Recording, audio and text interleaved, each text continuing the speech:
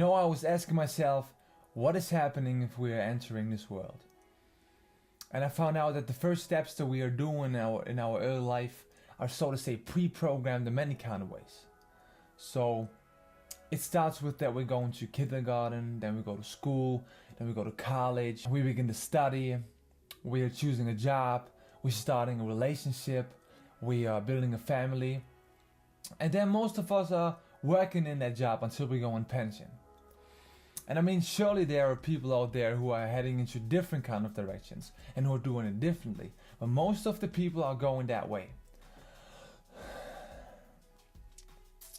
The next thing that I found out was that there are many things out there which are controlling, manipulating, and influencing us in what we do, and especially how we do it. So we are getting, for example, influenced through the media, through television, through materialism, through fashion, through music and movies, through sexual contents, the internet, and first of all through money. And most of the people get told that those things, like for example materialism, is necessary and needed to live a happy and good life. And what we are doing is, according to these guidelines, we lay out our full life. And surely it can be very fun if you are able to buy yourself certain things. But still, you have to think about what is really important. But still, the basement for enjoying life is the healthiness. It's the healthiness of a human, which allows us to do whatever we want to do, to go wherever we want to go, without that anything is holding us back or putting us down, including a peaceful environment, of course, yeah? It's the healthiness. So if you are reaching out for fame, money, and cars in your life, you are just able to do that because your healthiness allows you to do it as a basement. But if you're reaching a point where you lose your healthiness, you will see that there's no fame on this planet that can take your pain away. And if it's a unique illness where you're not getting rid of, you will also see that there's also no money where you can buy your healthiness back with. So we have to watch with what kind of things we are feeding our souls and bodies, and we have to watch what is really necessary for us so that we can live a happy and good life.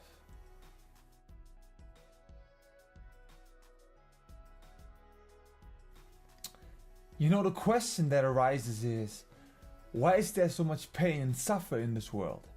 And I think the short answer is because humans are creating it. There are rules on this planet made by this earth. And during the time, the human was reaching out for progress to go further and to get bigger and better. But by all the progress the humans created, they also created a danger. And so it is true that, for example, cars, airplanes, and buses are bringing you faster from A to B. That's the one effect. But the other effect is that daily people are losing their lives by having car accidents. So each action from us contains reaction. So if the action is that you create cigarettes and you put deadly ingredients into it and people are taking those things into their bodies, the reaction on this is something harmful or something deadly, like for example an illness, or as I said, death. We got so many things in our own hands and we can decide what we do with it, because it is the human who's killing and murdering. It is the human who's raping, beating, abusing, and putting down others. It is the human who's rushing into war, where millions of people are losing their lives and have lost their lives. And it is the human who's destroying this wonderful planet where we live on. It's on us if we fill our actions with positivity or negativity. And if the action is that you send people to death and that you destroy this planet for progress, money, and power, you can't expect that the reaction on this contains something good in the long run.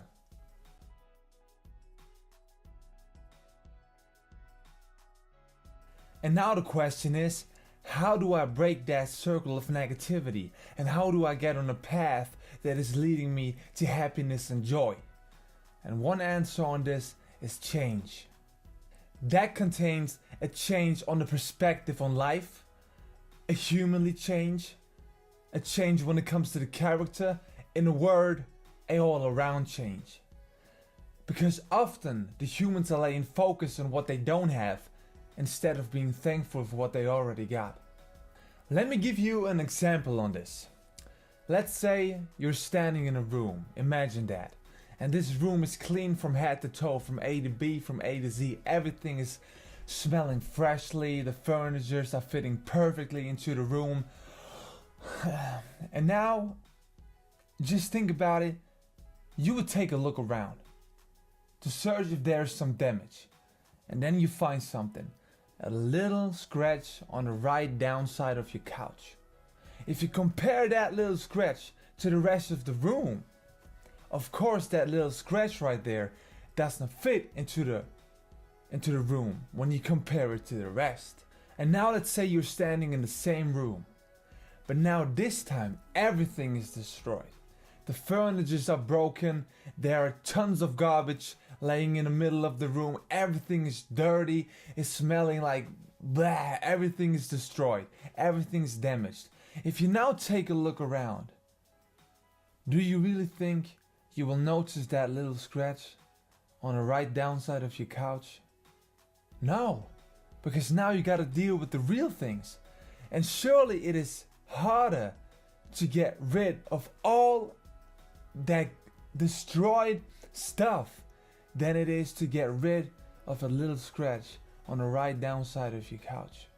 So if you're always watching negativity in your life, if you're always complaining, then this is a signal that you send out and you give away. And if you do this all of the time, how can you expect that the answer on this is something good, is something positive? You can't expect that. The humans are often searching for a reason of their problems by making others responsible for it. But if the human understands that each of us is responsible for what we do and what we give away, then this is one step closer to a change and also to a better world. If you want to see a change out there, start to change yourself first.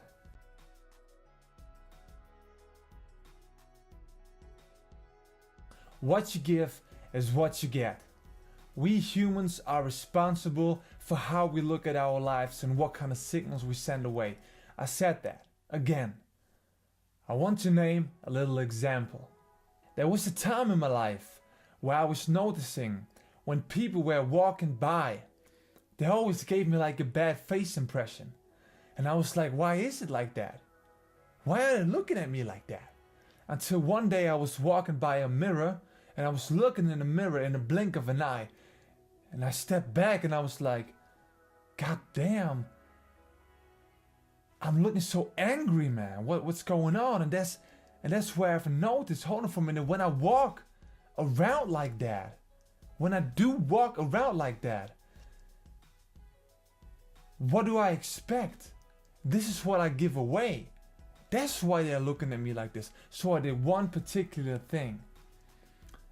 What I was doing, I stepped outside and now I did one thing. I said to myself, this time if a person is walking by, I say hello to this person and I smile at this person. And so I did. And in every single case, everything what I was giving away, my smile, saying hello, I was getting exactly the same things back. No one can expect that if you are daily walking around with unrest and hate, that the answer on this is love and affection. I hear from people that they are complaining about that they have to stand up on Monday on 6 a.m. to get to their jobs that they have chosen. Those people are feeling way too good. Because if you are living in a poor section of Africa where you are starving, or when you lose your legs in a car accident and you're sitting in a wheelchair, surely you won't complain that you have to stand up on 6 a.m. on Monday because then you got no legs anymore where you could stand on. When you are thinking negative, you surround yourself with negativity. If you go out and the first thing what you think about is, oh no, it's Monday again, first negativity. Oh no, I'm getting late to my job, second negativity. Oh no, I don't want to surround myself with those people because I hate them in my job, third negativity. The coffee is cold, everything's messed up today, fourth negativity. You're building up everything on negativity, everything on that negativity. And if you do that, what do you expect? What do you expect? Complaining doesn't bring you anywhere. It just shows what your day's looking like. Be a good person. Affect other people with that goodness, with that positivity. And this is how it starts when it comes to making something better. It's not on the upper 10,000, it is on us, because we are the society and we are the people. So lay focus on the positivity. Start to give instead of always wanting to get something. Go out, and if you want to see a change in your life, change yourself first. It's always change. Look outside. Spring, summer, autumn, winter, all of these things. It's never staying the same. Do everything the way you do it and it stays like that. You want to see a change? Be the change yourself. And be a good person. You can't expect, if you are bad and you give all those signals away and people are getting those things and everything is getting that, what do you expect? You will get this back. Be a good person. We are the people and we have to change and we have to make that world a better place.